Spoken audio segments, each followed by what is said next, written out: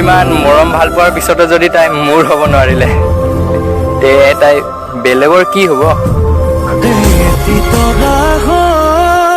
নজনাকৈয়ে ৯৯টা কুকুৰ ভোকে মোৰ পিছত, তুমিও ভোকা, ১০০টা হৈ যাব। बस्ती का लड़का सेलिब्रिटी बन गए चल रहे सब लोग गाली सुनने का तुमको लेकिन गाली सब लोग ঐ এতিয়াতো আপোন কৰি ল, সকলোৱে এৰি গ'ল তোৰ বুলি ভাবি। মনি তোলাতেই মোৰ শুবা তুমি তাতেই টোপনি যাবা।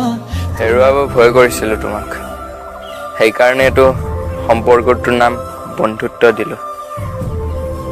হাত থৈ দুহাতে থাকিবাহে খলে।